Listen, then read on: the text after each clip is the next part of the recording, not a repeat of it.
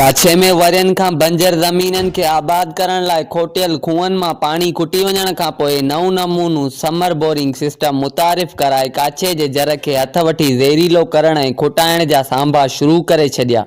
पंजाब में summer boring system ते पाबंदी सिंध ख़ुसूसी काछे जे इलाइक़नि में बोरिंग जी भरमार शुरू थी वई। पूरे इलाइक़े जे लखें एराज़िन वारी पखेड़ में विख विख ते समर बोरिंग ज़रिए ज़ेरे ज़मीन पाणी कढी आबादियुनि जो सिलसिलो शुरू थी वियो आहे। हिक तरफ़ ख़ुशहालीअ जो समा नज़र अचण लॻो त ॿिए पासे जर घटिजण जो ख़तरो पिणु वधी वियो आहे। अध सदीअ खां घेराबाद ज़मीनूं आबादियुनि हेठि आंदियूं वयूं आहिनि त ॿिए पासे घरेलू आबादियुनि खे मिठे पाणी जी कमी थियण जा इम्कान वाज़े नज़र अची रहिया आहिनि। 3 ॾहाका पहिरीं काछे में बरसातूं घटि पवण ज़मीननि खे बंजर थियण खां बचाइण लाइ सर्कल नमूने ज़मीन जे मथे सतह खां सैलाब अचण ताईं खूह खोटे उन्हनि में पाइप लाइननि वसीले बोर करे 90 खां 100 फुटनि जो बोरिंग पाणी कढियो वेंदो हो, जंहिंखे तेल ते हलंदड़ ट्यूबवेलनि वसीले आबादगार ज़मीनूं आबाद कंदा हुआ। पर काछे में कुझु सालनि ताईं बरसातनि जे घटि पवण ऐं ॾुकारी हालतनि खे मोह ॾियण लाइ ज़मीन में खूह हणण वारो तरीक़ो मुतारिफ़ कराए ज़मीनूं आबाद कयूं वयूं।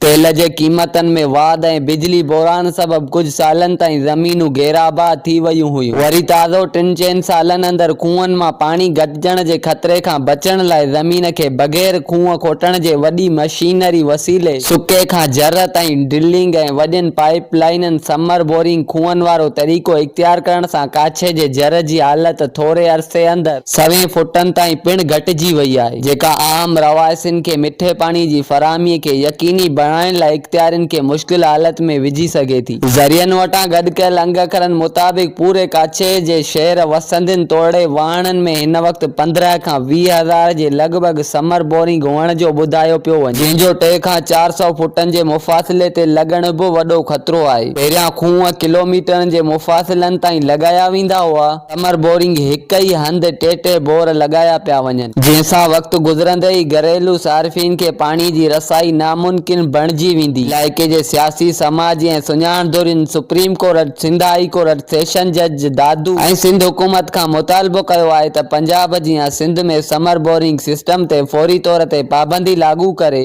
काछे जो जर बचायो वञे। मोहम्मद इस्माइल लांघा, तोंग न्यूज़, डरकबाला।